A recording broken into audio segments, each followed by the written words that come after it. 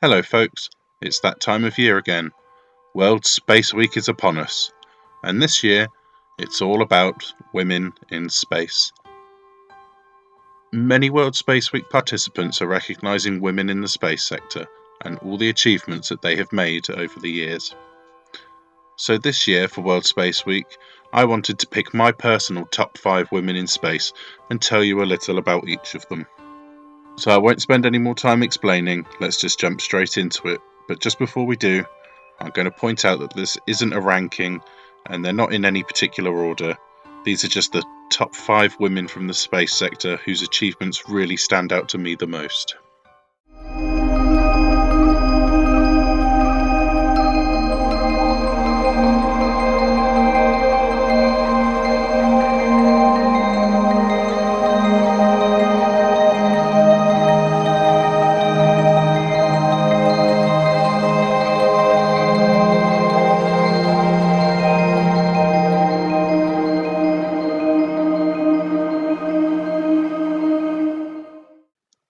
Valentina Tereshkova was the first woman in space.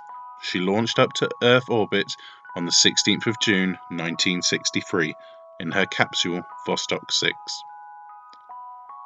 At the time, she was only 25 years old, making her the youngest woman to ever go to space, a record that she still holds to this day. Flying with the call sign Chaika, seagull in English, Valentina orbited our planet 48 times in Vostok 6 before returning to Earth. She never returned to space, but Valentina became a big part of the then Soviet space program, training new astronauts until she entered a career in politics. And at 84, she is still a well-loved politician to this day. Next up, we have Margaret Hamilton. Margaret Hamilton was a computer scientist and systems engineer. At 28 years old, she joined MIT's Apollo project and would later lead the team to developing the software used on the Apollo program. As a mother with no one at home to care for her daughter, Hamilton would sometimes bring her daughter Lauren to work with her. Lauren was sat with her mother during a flight simulation to test the software when, during simulated flight, she had selected the pre-launch program, causing the simulator to crash. This actually led to Margaret Hamilton realizing that there was a potential for this to happen in a real-life scenario, and she campaigned NASA with this until they allowed her to add new code to the software that would stop this from happening in a real-life situation. On July 16, 1969, NASA launched the first manned mission to the Moon, Apollo 11. Just 3 minutes before Apollo 11 reached the surface of the Moon, a crew member set a switch to the wrong position. This mistake sent the capsule software into overload, exactly what Margaret had worried would happen. NASA had to make the choice to continue the mission or scrub so close to their destination and return to Earth. Luckily, they chose to trust in Margaret Hamilton's added codes, and it worked perfectly. Minutes later, Apollo 11 touched down to the surface of the Moon. It's one small step for man, one giant leap for mankind. Oh, that looks beautiful. In 2016, then President of the United States Barack Obama granted Hamilton the Presidential Medal of Freedom for both her work on the Apollo program and the creation of the Universal Systems language. Now we have Dr. Helen Sharman, a chemist from Sheffield in the UK. She was the first British person to fly to space and the first woman to visit the Russian Mir space station. She flew on Soyuz TM-12 on the 18th of May 1991 to Mir station as part of Project Juno, a privately funded human spaceflight program that saw Helen Sharman beat over 13,000 applicants to a seat on Soyuz TM-12. Her time on the Mir station was spent doing mostly medical and agricultural tests, and she spent 8 days in space before returning to Earth aboard Soyuz TM-11. Helen then spent the next 8 years as a science communicator, writing 2 books and appearing on several science shows with the BBC.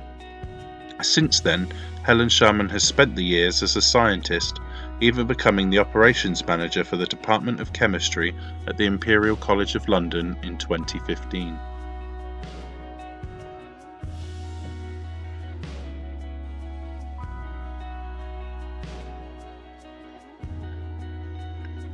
The mother of Hubble is our next entry on the list. Nancy Grace Roman was born in America in 1925. In 1936, at the age of 11, she set up her school's astronomy club, where Nancy and her friends learned about the constellations, beginning what would become a very long love of and career in astronomy. Nancy knew from a young age that astronomy was what she wanted to do, but she was growing up in a time where many tried to push women away from science. Nancy stayed strong though, and she never gave up on astronomy, and it led to a very successful career. In 1956, Nancy was now working for the Naval Research Laboratory doing research into the then fledgling field of radio astronomy. Nancy was invited to give a talk on her work in Armenia, then still part of the Soviet Union, and she became the first civilian to visit the country since the outbreak of the Cold War. This proved her reputation as an expert in her field and drew attention to Nancy. A lot of interest in her followed, and she gave astronomy lectures across the US. This also got her noticed by the recently formed National Aeronautics and Space Administration, better known as NASA.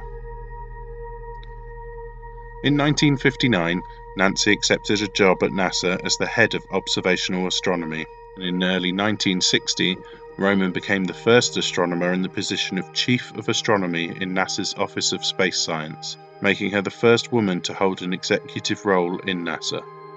Nancy continued a successful career, culminating in 1972, when she put together and led the team that would create the Hubble telescope, then known as the Large Space Telescope, or LST. Nancy went on to convince politicians that NASA should partner up with ESA to develop what became the Hubble telescope. Nancy's work came to fruition in 1990, when the Hubble telescope was carried into orbit by Space Shuttle Discovery. Nancy has become recognized many times for her work in encouraging young women into science and engineering, and has even had an asteroid named after her. Nancy Grace Roman passed away on Christmas Day of 2018 at the age of 93. But in May of 2020, NASA announced that their currently in development new infrared orbital telescope will be named the Nancy Grace Roman Space Telescope, and I can't think of a more fitting tribute. I blamed my mother because she used to take me out and show me the constellations and show me the northern lights and things like that. I just was fascinated.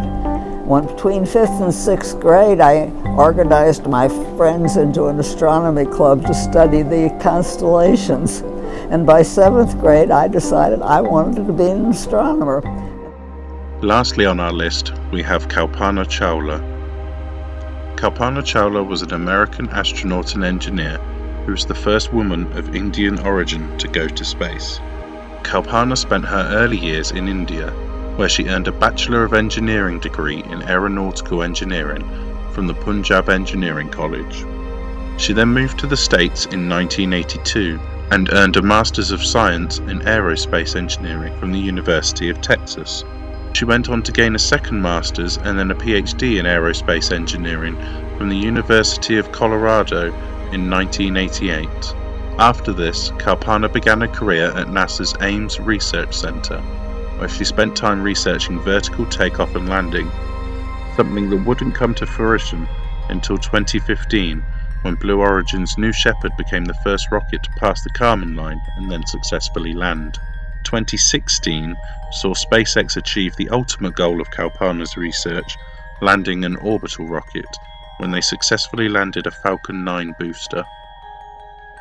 After becoming a US citizen in 1991, Kalpana Chawla applied to become an astronaut with NASA, eventually joining the astronaut corps in 1995. Kalpana became the first Indian woman in space when she flew her first mission as part of the STS-87 crew aboard Space Shuttle Columbia in 1997 as a mission specialist and primary robotic arm operator. After her first spaceflight, Kalpana was assigned to technical positions in the astronauts' office to work on the International Space Station. She was selected for her second spaceflight in 2001. This time, she would again fly on the Space Shuttle Columbia as part of the STS-107 crew. On the 16th of January 2003, Kalpana Chawla returned to space, where she and her crew completed over 80 experiments over a 2-week period. Unfortunately, during the launch of STS-107, insulation foam had broken away from the external fuel tank of the space shuttle, striking Columbia's left wing. Engineers had raised this as a concern in the past, but NASA managers decided the risk was acceptable, as only minor damage had occurred previously. This time, however, that was not the case, and upon Columbia's re-entry on the 1st of February 2003, the damage to the wing allowed hot atmospheric gases to penetrate and destroy the wing's internal structure, causing Columbia to become unstable and break apart on re-entry, resulting in the death of Kalpana Chawla and all 6 of her crewmates in an event that would become known as the Space Shuttle Columbia disaster. It would not take long, however, for Kalpana to receive posthumous recognition when on the 5th of February 2003, the Indian Prime Minister announced that India's then recently launched meteorological satellite METSAT would be renamed Kalpana 1. Both a lunar crater and asteroid have also since been named after Kalpana Chawla, and most recently, Northrop Grumman's 14th Cygnus cargo vessel was named the SS Kalpana Chawla in her memory. I'm sorry to end on a sadder note with the untimely death of Kalpana Chawla, but her early research into vertical landing and her sheer drive to be an astronaut is what made me select her as the last on this list. And to me, that's what we should be remembering her for, not for the events of the Columbia disaster. And that was my top 5 women in space. If you enjoyed this video, or didn't but at least learned something, then please hit that like button. And if you really liked it, then hit the subscribe button. It really helps the channel to grow, and I really am grateful for all of it. Now be sure to look all over the internet for more fantastic World Space Week content, because there is a lot going on. Do encourage other people to get involved. It's worth it, and even if you can inspire just that one young girl to get into space, you've done a good job. So until next time, I've been Oliver White of Ground Based Space, and always remember, keep looking up at the stars, because who knows, one day we might just meet each other up there. Take care, guys.